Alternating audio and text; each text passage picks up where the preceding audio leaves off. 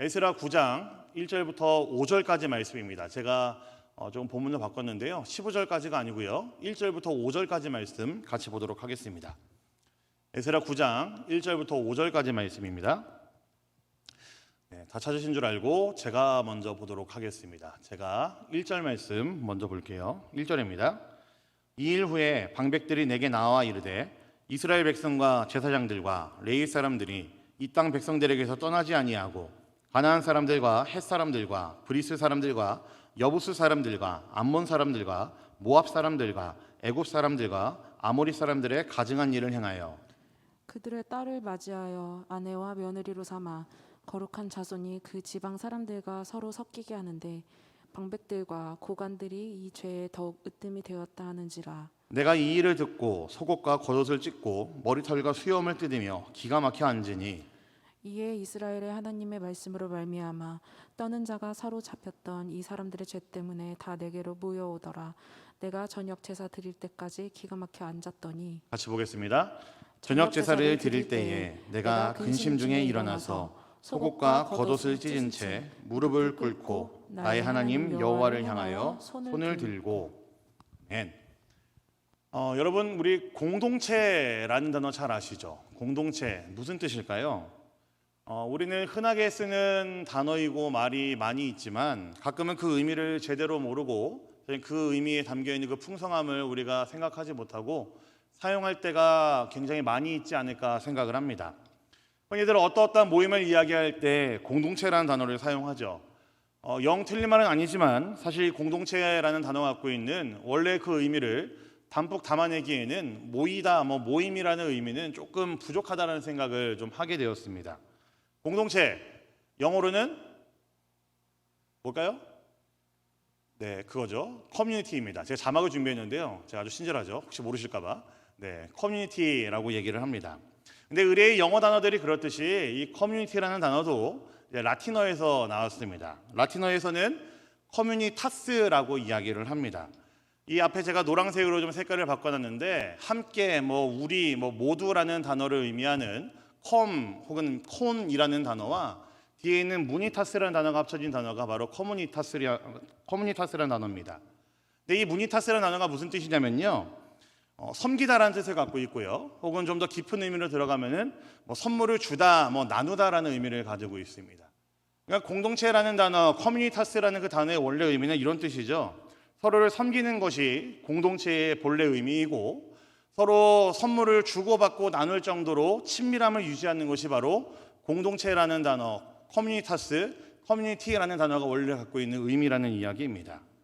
즉 제대로 된 공동체라는 그 의미를 이 땅에 실현시킬 수 있다고 한다면은 서로 나눌 수 있고 주고받고 나눌 수 있고 서로가 서로에게 공급을 해줄 수 있고 공급받을 수 있는 것이 바로 공동체라는 이야기입니다.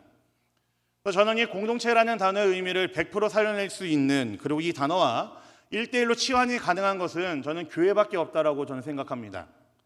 교회만이 온전한 공동체로서의 역할을 감당할 수 있고 교회만이 온전한 커뮤니타스라는 그 단어의 의미를 가지고 있는 그 단어 의미 그대로의 공동체의 역할을 감당할 수 있는 것은 저는 이 땅에 교회밖에 없다라고 좀 분명히 믿습니다. 세상에 어떠한 조직 혹은 모임이 많다 할지라도 공동체라는 단어의 의미를 100% 살려낼 수 있는 것은 오직 예수 그리스도의 피로 세운 이 교회만이 그것을 가능하게 한다는 것이죠. 그리고 그 사랑을 경험하고 살고 있는 우리들의 모임인 교회만이 그것을 살아내기에, 구현해내기에 가능하다라는 이야기입니다. 오늘 우리가 살펴본 에스라 9장 이 말씀은요, 공동체를 공동체답게 만들었던 한 남자의 기도문을 담고 있습니다. 사실 1절부터 15절까지 쭉 살펴보기를 원했었는데 말씀이 너무 길어서 제가 5절까지만 좀 잘랐습니다. 여러분 기회가 되신다면은 에스라 9장 전체를 한번 보시는 것도 좋을 것 같아요. 한 남자의 기도가 실려 있습니다. 이 남자의 기도를 우리가 무시할 수 없는 것은 이 남자의 기도를 통해서 그가 속해 있던 공동체에 엄청난 회복이 일어났습니다. 공동체가 공동체다운 모습을 회복하기 시작했고, 그리고 그들이 다시 한번 그 정체성을 기억함으로써 하나님 앞에 바로 서고 다시 서게 되는 그 역사가 이 한 남자의 기도를 통해서 일어났습니다. 그래서 오늘 우리 대림교회 청년부 공동체가, 우리 도담대청 청년부가 반드시 기억해야 되고 마음에 새겨야 될 기도라고 할 수 있을 것 같습니다.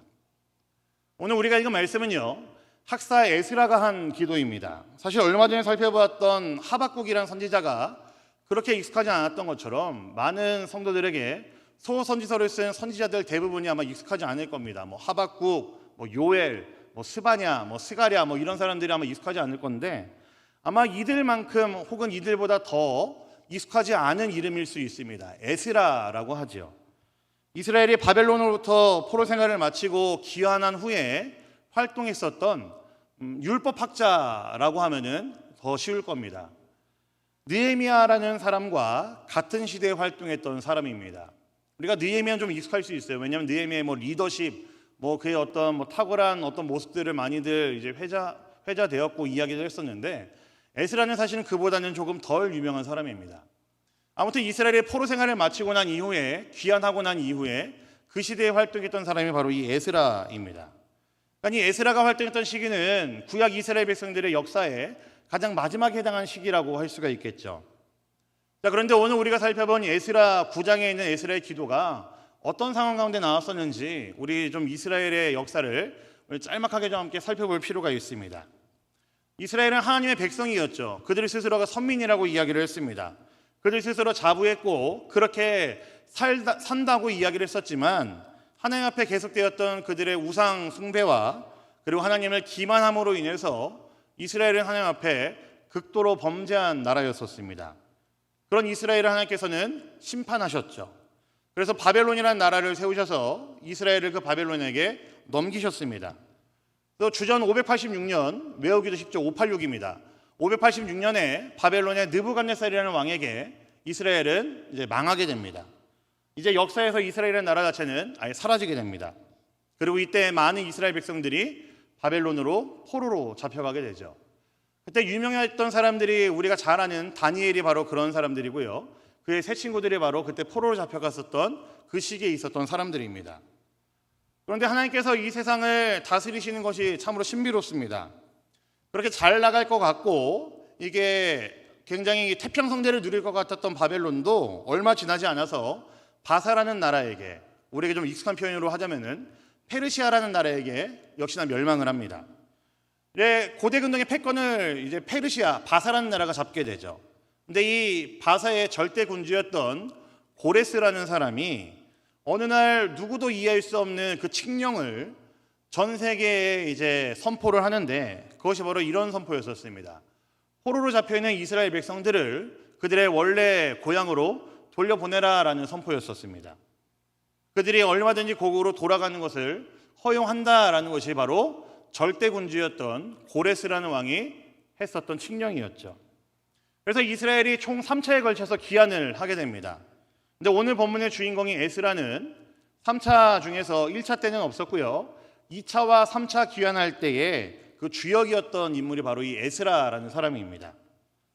여러분 한번 상상을 해보세요. 에스라라는 이 사람이 어떤 심정으로 예루살렘으로 귀환을 하고 있었을까요?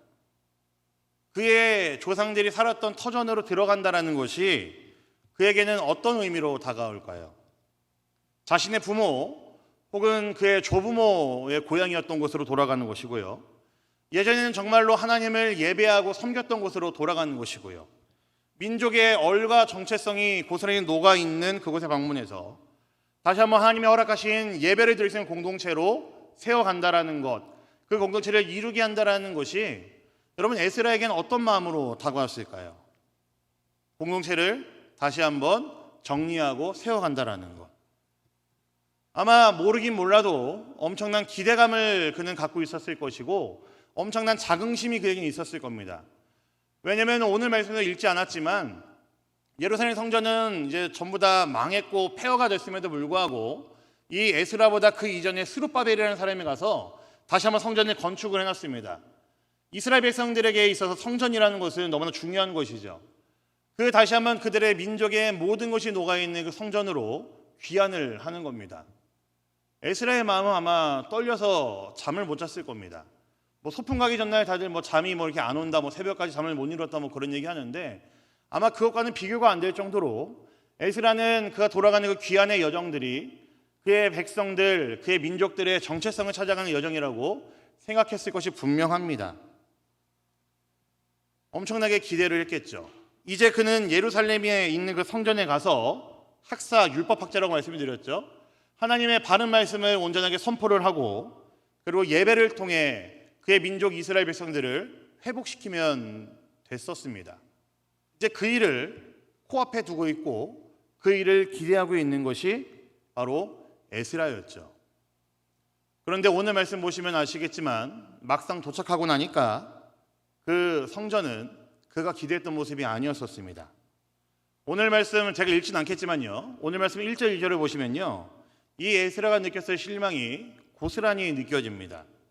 먼저 떠난 이스라엘 백성들이 그곳에 가서 거룩한 공동체를 유지하고 살고 있을 줄 알았는데 성전을 새롭게 지었기 때문에 이제 그들의 지난 과오들을 전부 다 앞에 회개하고 새로운 공동체가 되어서 다시 한번 예배 공동체, 다시 한번 하나님 앞에 바로 서는 공동체가 되어서 살고 있을 줄 알았는데 그 기대를 하고 왔었는데 그가 꿨던 꿈들은 전부 다 허망해졌습니다. 그들의 모습은요, 그의 기대와는 전혀 달랐습니다.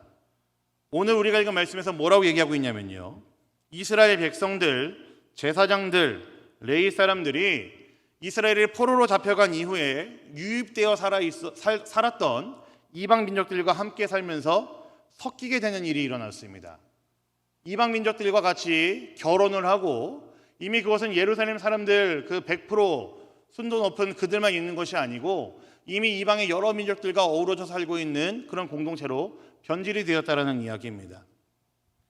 이게 지금 우리가 들었을 때 국제 결혼했구나라는 수준의 문제가 아니었었습니다.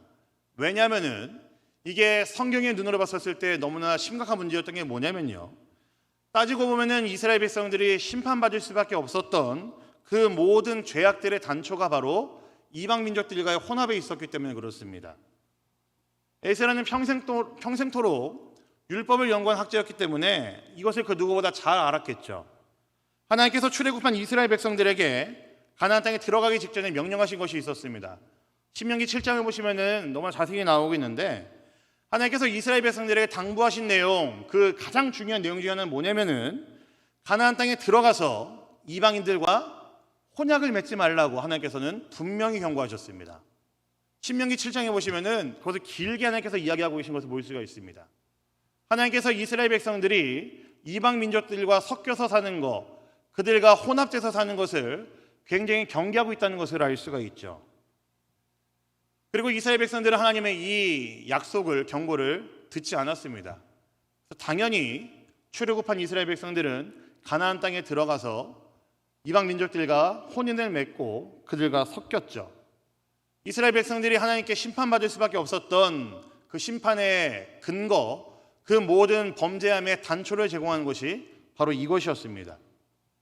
그런데 그들이 하나님께 혼인하고 심판을 받고 난 이후에 포로 생활을 마치고 돌아왔는데 성전을 다시 지어서 기대감이 막 100배, 1000배 부풀어 있었는데 뚜껑을 열어보니까 뭐였다고요? 똑같았다고요. 에스라가 굉장히 실망했을 것이 분명합니다. 그래서 에스라가 왔었을 때 이스라엘 백성들의 모습은 그 조상 이스라엘 백성들이 하나님께 심판받았던 그 모습 그대로 똑같았다는 것을 그는 볼 수밖에 없었고 그의 심정은 무너질 수밖에 없었겠죠. 아마 그냥 무너진 정도가 아니고 우리가 쉽게 표현한 그런 단어가 있잖아요. 멘붕 뭐 이런 표현이 있잖아요. 그냥 멘붕 정도 수준이 아니고요. 정말 와장창창 깨졌을 겁니다. 그의 멘탈은. 아마 어떻게 보면은 소생할 수 없을 정도로 그의 멘탈은 심하게 깨졌을지도 모릅니다. 그런데 중요한 것은요, 지금부터입니다. 그런 이스라엘 백성들의 범죄함을 보고 난 후에 목격했을 때 에스라가 한 행동을 잘 보셔야 됩니다. 우리 오늘 다 읽진 않았었는데요, 에스라 9장 5절부터 7절까지 말씀 한번 같이 읽어보도록 하겠습니다. 조금 긴데요, 5절부터 7절까지 말씀 같이 보겠습니다. 시작. 저녁 제사를 드릴 때에 내가 근심 중에 일어나서 속옷과 겉옷을 찢은 채 무릎을 꿇고 나의 하나님 여호와를 향하여 손을 들고 말하기를 나의 하나님이여 내가 부끄럽고 낯이 뜨거워서 감히 나의 하나님을 향하여 얼굴을 들지는 못하오니 이는 우리 죄악이 많아 정수리에 넘치고 우리 허물이 커서 하늘에 미침이니이다. 우리 조상들의 때로부터 오늘까지 우리의 죄가 심함에 우리의 죄악으로 말미암아 우리와 우리 왕들과 우리 제사장들을 여러 나라 왕들의 손에 넘기사 칼에 죽으며 사로잡히며 노략을 당하며 얼굴을 부끄럽게 하심이 오늘날과 같으니이다. 에스라가 한 행동이 무엇이죠? 그가 그 자리에서 벌떡 일어나서 겉옷과 속옷을 다 찢고 무릎을 꿇고 기도를 했습니다.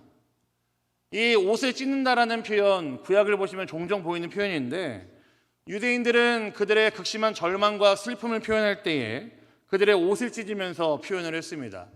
그러니까 이런 표현이 등장했다라는 것은 에스라가 정말로 멘탈이 와장창창 깨지는 그런 경험을 했다라는 겁니다. 그의 부푼 기대감이 전부 다 무너졌습니다. 에스라의 기분이 어땠는지 짐작할 수가 있는 표현입니다. 그가 사랑하는 공동체가 다시 한번 무너졌습니다. 그가 애타게 기다리고 사모하던 공동체가 또 깨졌습니다. 그 슬픔 앞에서 에스라가 하나님 앞에 올려드린 기도의 내용을 우리가 유심히 봐야 됩니다. 사실 9장 전체를 다 봐야 하는데 에스라가 이렇게 이야기를 합니다. 이스라엘 백성들의 죄악들을 다시 한번 하나하나 열거하면서 하나님께 고발하는 모습을 볼 수 있습니다. 근데 그것이 그냥 고발해서 끝나는 것이 아니라 에스라가 하나님 앞에 철저하게 회개를 합니다. 옷을 찢으면서 회개를 하죠. 그런데 여러분 한번 상상해 보셔야 됩니다. 잘 생각해 보세요. 에스라가 목격한 이스라엘의 그 범죄함, 이방 민족들과 혼합되고 혼인을 맺고 살고 있고 어우러져 살고 있는 그 모습들, 그 죄악들에 에스라가 가담을 했을까요? 안 했을까요? 안 했습니다. 에스라는 바벨론에 살고 있다가 1차 귀환한 민족들이 지나가고 난 다음에 이제 2차, 3차를 끌고 온 주역이 바로 에스라라고 말씀드렸잖아요. 그는 이제 막 예루살렘에 도착한 사람입니다. 그가 고발하고 있는 이스라엘의 그 모든 죄악들을 행한 죄들을 적어도 에스라는 범한 적이 한 번도 없습니다. 냉정하게 말하면요, 이스라엘의 그 죄악들에 대해서 에스라는 전혀 상관이 없는 사람입니다. 아마 그의 나이는 70년의 그 포로 생활 중에 제가 몇 살인지 감히 짐작할 수 없겠지만 적어도 그는 포로 생활 중에 태어난 사람이었을 수도 있고요. 아주 어린 나이에 바벨론으로 포로 잡혀온 사람일 수 있습니다. 그러니까 전혀 이스라엘의 그 죄악들에 대한 것들에 기억이 전혀 없는 사람이라는 이야기입니다. 그런데 그의 기도의 내용들을 찬찬히 보시면요, 그가 어떻게 고백을 하냐면요, 이스라엘이 지은 그 모든 죄를 마치 자신이 지은 것처럼 하나님께 고백하고 있는 것을 볼 수가 있습니다. 내가 라는 표현을 쓰면서 이스라엘이 지었던 그 모든 죄악들을 마치 자신이 짓고 있는 것처럼, 자신이 지은 죄인 것처럼 에스라는 그렇게 하나님 앞에 고백을 하고 회개를 합니다. 나의 공동체의 죄악이 나와 전혀 상관없는 죄악이 아니라 마치 내가 지은 죄인 것처럼 고백을 한다는 거죠. 나는 비록 그 일에 참여하지 않았지만 공동체의 깨어짐, 공동체의 범죄함, 공동체의 부족함을 나와 상관없는 일이 아니라 마치 나의 죄인 것처럼 고백을 하고 있습니다. 나의 공동체가 범죄였기 때문에, 나의 공동체가 부족하기 때문에 나 역시도 같이 부족함을 하나님께 고백하고 회개하고 있는 겁니다.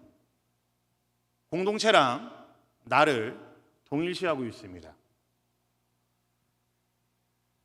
공동체가 내가 관여하지 않았다고 해서 나와 동떨어진 어떤 조직들, 모임이 아니라 나와 나의 공동체가 한 몸이기 때문에 동일시하고 있고요. 그 공동체의 어려움이, 부족함이 역시나 나로 인함임을 고백하면서 함께 그 아픔에 동참하고 있다는 이야기입니다. 여러분, 저는 오늘 말씀에 에스라가 가졌던 그 마음이 지금 이곳에 있는 우리 모두에게 필요한 마음이라고 저는 생각을 합니다.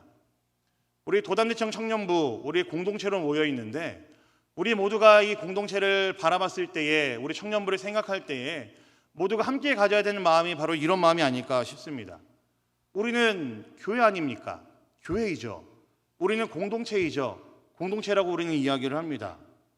그런데 교회의 어려움, 우리 안에 하나 되지 못함을 보면서 나는 별로 관심이 없는데, 나는 내 할 일만 잘하면 되는데, 너와는 관련 없는데 라는 생각으로 그저 고상하게 여기에 예배하기 위해 나오신 분들이 혹시 있으십니까? 그게 아니라는 겁니다. 적어도 내가 교회로 부름받았다고 한다면은 내가 속한 공동체의 아픔은 하나 되지 못하고 있는 모습들은, 공동체의 어려움들은, 우리 안에 속해 있는 사람들의 불편함들, 그들의 아픔들, 육체의 아픔도 마찬가지고요, 그들 어떤 느끼고 있는 모든 고통적인 상황들은 사실 우리 모두의 각자의 아픔으로 느껴야 되는 것이 마땅하다라는 이야기입니다. 에베소서 4장 3절에서 사도 바울은 이렇게 이야기합니다. 아마 기억하실지 모르겠어요. 같이 한번 보겠습니다. 에베소서 4장 3절입니다. 보겠습니다. 시작. 평안에 매는 줄로 성령이 하나 되게 하신 것을 힘써 지키라. 적어도 우리 공동체는, 우리 교회는 이 자리에 저와 여러분들이 교회로 부름받았다고 한다면은, 그 분명한 사실과 자각이 있다고 한다면은 이미 우리는 하나로 부름받았다라는 겁니다. 공동체로 부름받았다라는 것이죠. 방금 사도 바울 선생님이 이야기한 것처럼 이미 하나님께서 우리를 하나 되게 하신 공동체로 부름받았다고 분명히 기록하고 있습니다. 나와 너가 다르지 않고 나와 우리를 구분할 수 없고, 내가 온전히 우리이고 우리 공동체가 나의 일이라는 이야기입니다. 제가 청년부를 맡고 많은 청년들의 신방을 하면서 제가 정말 많이 들었던 이야기가 뭔지 아십니까? 맨날 먹는다라는 이야기 많이 들었고요. 청년들 데리고 다니면서. 네, 그런 이야기 정말 많이 들었고요. 그 청년들과 신방하고 그러면서 청년들로부터 그들이 요구했던 이야기가 뭐냐면은, 사실은 다른 거 다 이야기하고 정리하고 간략하게 말씀만 드리자면은, 우리 청년부가 하나 되게 해주세요, 하나가 되면 좋겠습니다라는 이야기였습니다. 왜냐하면 청년들도 같이 신앙생활을 하고 있으면서 이들에게도, 여러분들에게도 똑같이 이거를 느끼고 있었다라는 이야기입니다. 더러는 친한 사람들끼리만 친해요. 어렸을 때부터 같이 커온 사람들만 같이 시간들을 보내요. 우리가 청년부로 같이 있지만 사실은 하나가 되었다는 생각을 잘 느낀 적이 없어요라는 이야기들을 제가 정말 많이 들었습니다. 물론 제가 볼 때는요, 저도 그동안 신앙생활을 하고 사역들을 하고 여러 가지 것들을 하면서 여러 교회들을 많이 보았고 경험을 해봤지만, 제가 정말 자신 있게 말하는 것은, 저는 우리 교회 청년부만큼 성숙한 공동체는 본 적이 없습니다. 그만큼 우리 교회 수준이 높다라는 이야기예요. 네, 여러분들이 그만큼 이제 좋은 공동체, 좋은 신자라는 이야기입니다. 제가 보장합니다. 근데 그럼에도 불구하고 아직까지 우리 안에 마음을 터놓지 못하는 일들이, 그리고 서로의 마음을 불편하게 했던 어떤 기억들 때문에, 혹은 옛날의 어떤 사건들 때문에 마음이 모이지 않는 경우들을 종종 보게 됩니다. 서로 다가가기 힘든 어떤 기질적인 문제 때문에 그런 경우도 많이 볼 때가 있고요. 물론 이것이 억지로 해서 되는 일이 아니라는 것은 알고 있습니다. 하지만 그렇다고 해서 당연하게 여길 일도 아닙니다.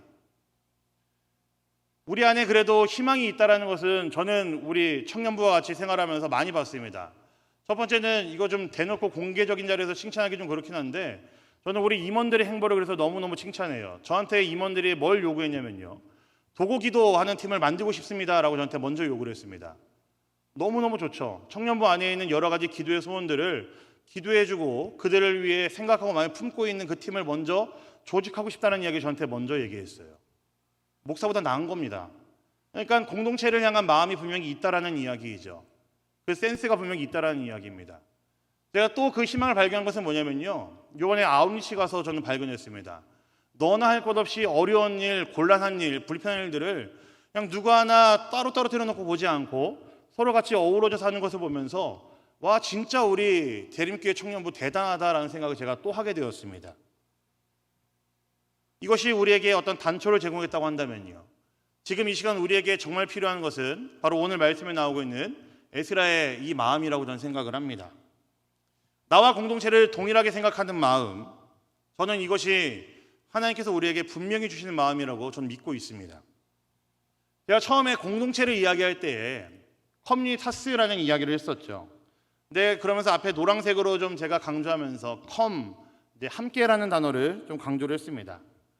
그런데 이 함께라는 단어가 얼마나 교회 안에서, 우리 기독교 안에서 의미가 깊냐면요, 저는 교회에 있는 여러 가지 단어들 중에 함께라는 단어를 사용하면서 분명히 하나님의 생각이 있다고 저는 믿고 있습니다. 분명히 하나님께서는 이 교회를 함께라는 단어와 계속해서 연관지어서 이 교회를 이루어 오셨다는 것을 분명히 믿고 있습니다. 방금 읽은 에베소서 말씀만 봐도 그렇고요, 하나님께서는 이 땅에 교회를 세우실 때에 아주 노골적으로 함께라는 단어를 가지고 이 교회 공동체를 이루어 오셨다는 것을 저는 분명히 믿고 있습니다. 교회는요, 함께라는 단어를 빼놓고 생각할 수가 없고요. 교회는 공동체라는 단어를 빼놓고 생각할 수가 없습니다. 교회 생활 하시다 보면은, 신앙생활 하시다 보면은 1년에 2번 혹은 뭐 여러 번 더 할 때도 있지만 주님께서 제정해 주신 성례를, 성찬을 진행할 때가 있죠. 근데 이 성찬과 세례를 이야기할 때 어떻게 우리 교회 선배들은, 신앙의 선배들은 어떻게 표현을 했냐면요, 성찬과 세례를 눈에 보이는 은혜라고 표현을 했었습니다. 근데 말씀 같은 거는 설교를 할 때 이런 말씀들은 우리 눈에 보이지 않고 귀에 들리기만 하는 거기 때문에 눈에 보이지 않는 은혜라고 이야기를 하지만, 성찬과 세례는 우리 눈에 반드시 보이는 것이고 교회 앞에서 거행되는 주님이 정하신 이제 행사기 때문에 눈에 보이는 은혜라고 이름을 붙였습니다. 이것을 통해서 우리 공동체 안에서 하나님의 은혜가 어떻게 흐르고 있는지를 볼 수 있기 때문에 그렇죠. 근데 그 중에서도요, 성찬을 말하는 단어가 굉장히 의미가 있습니다. 성찬을 말할 때 영어로 유카리스트라고 이야기를 하고요, 러브 피스트라고 이야기도 합니다. 그리고 또 다른 단어는요, 커뮤니온이라는 단어를 사용을 합니다. 근데 이 유카리스트라는 단어를 사용할 때는 감사라는 의미가 강한 의미입니다. 성찬을 이야기할 때 유카리스트라고 이야기할 때는요, 감사라는 의미가 좀 더 보강되어 있는 단어입니다. 사실 러브 피스트라는 단어는 성찬이라는 표현보다는 사실 애찬식에 더 가까운 표현입니다. 같이 함께 떡을 떼는 그런 모습들을 표현한 것이 바로 러브 피스트죠. 근데 제가 마지막에 말씀드린, 지금 사실은 이게 유카리스트나 러브 피스트보다는 그 빈도가 적긴 하지만 커뮤니온이라는 단어도 분명히 있습니다. 성찬을 표현할 때요, 커뮤니온이라는 단어도 사용합니다. 당연히 그 앞에 있는 커는 무슨 뜻일까요? 함께라는 뜻입니다. 내가 그리스도와 함께 하나가 되었고, 그리고 그 그리스도의 은혜로 인해 교회가, 교회 안에 있는 형제와 자매들끼리 하나가 되었음을 우리가 눈으로 볼 수 있고, 그리고 그 교회 전체가 전부 다 그리스도와 한 몸을 이루었다는 것을 보여주는 것이 성찬이라는 이야기입니다. 그리스도 안에서 교회가 하나가 되었고, 우리 모두가 다 나 하나로 다 이게 각자가 존재하고 있지만, 하나님께서 우리를 교회로 부르셨을 때 우리는 모두가 다 그리스도와 함께 한 몸이 된 아주 유기적인 조직이고 공동체라는 이야기이죠. 저는 성찬식을 통해서 이거 역시도 우리가 확인할 수 있다고 생각을 합니다. 우리가 그리스도와 연합되었고 하나가 되었다는 의미와 동시에 이것을 함께 보고 있고 함께 있는 우리 모두가 다 한 몸 된 공동체고 하나 된 공동체라는 이야기이죠. 에스라는 공동체의 깨어짐 앞에 함께 기도했습니다. 자신 스스로를 그의 공동체와 동일시해서 그는 기도를 했죠. 그래서 에스라가 자신의 공동체를 위해서 기도할 때에, 동일시해서 기도했을 때에 이스라엘은 아주 놀라운 일들을 경험을 했습니다. 이것을 간단하게 요약하자면은, 한 단어로 요약을 하자면요, 부흥이라고 합니다. 근데 제가 종종 부흥이라는 단어에 대해서 말씀을 드렸는데, 많은 사람들은 부흥이라고 하면은 사람이 이제 금세 늘어나고 불어나고 교회가 커지는 것만을 이야기합니다. 하지만 성경에서 말하는 부흥은 절대로 그것이 아닙니다. 사람이 불어나는 것은요, 늘어나는 것은 옵션입니다. 아주 작은 옵션이고 사실은 그렇게 크게 생각하지 않아도, 염두에 두지 않아도 되는 옵션에 불과합니다. 오늘 우리가 말씀을 통해 보고 있는 에스라의 회개기도, 자신과 공동체를 동일시하는 기도를 통해서 이스라엘은 부흥을 맛봤습니다. 왜 제가 부흥이라고 말씀을 드렸냐면요, 오늘 읽은 말씀은 아니지만 에스라 10장 3절 말씀 보면 이렇게 기록이 되어 있습니다.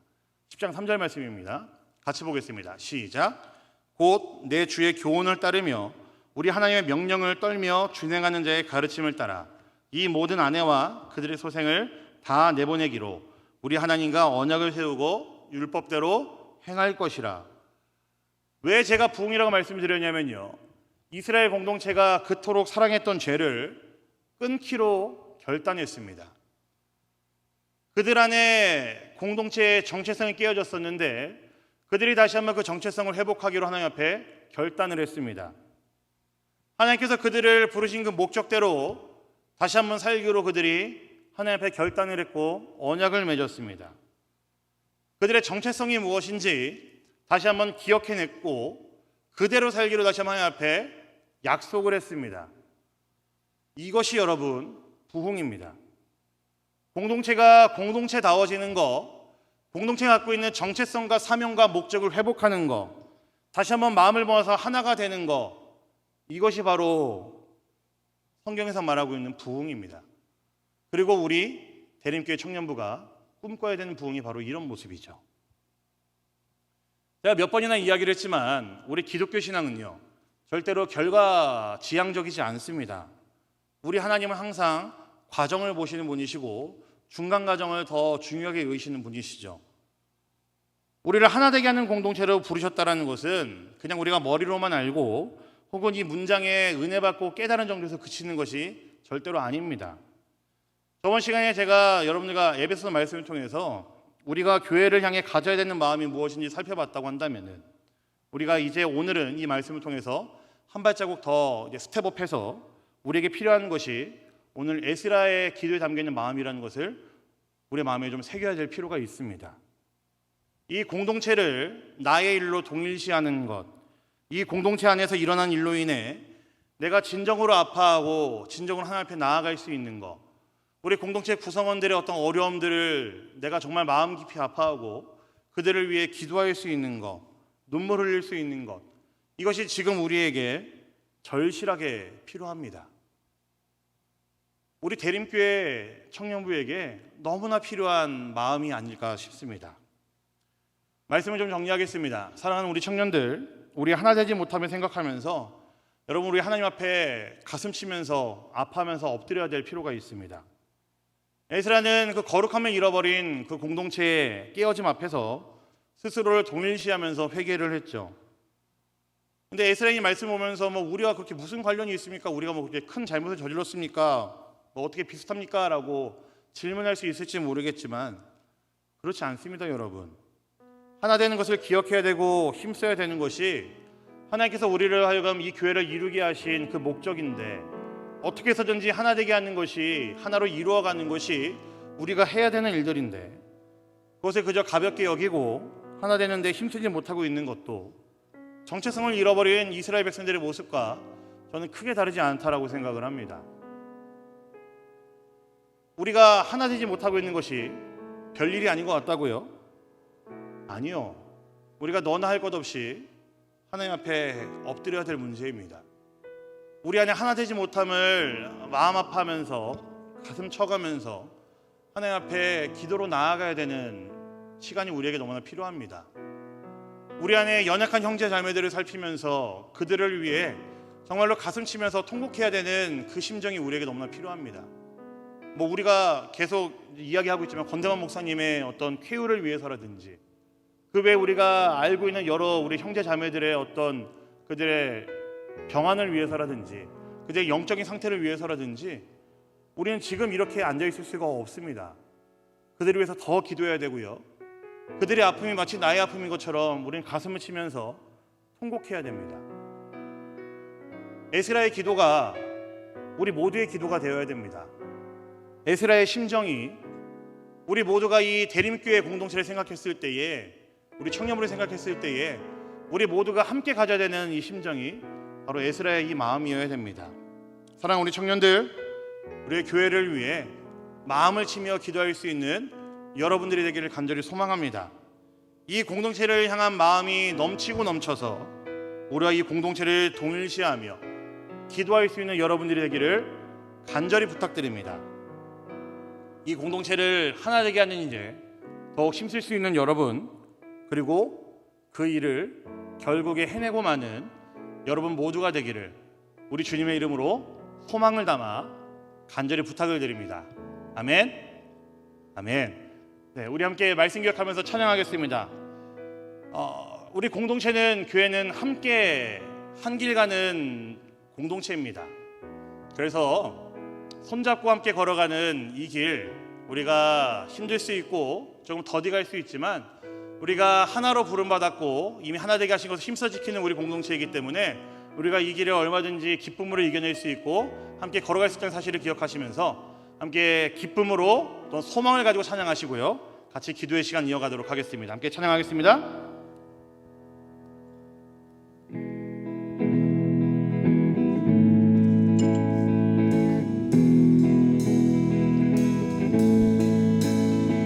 우리 걸어가는 이 길이 결코 처음 걷는 길은 아니야. 수천 년 동안 온 땅 곳곳에서 주님 따른 흔적이 있으니 우리 걸어가는 이 길이 낯설고 두려워 보일지라도 삶의 무게를 뚫고 흘러들어오는 주님 부활의 생명을 다시 한번 처음부터 봐. 찬양하겠습니다.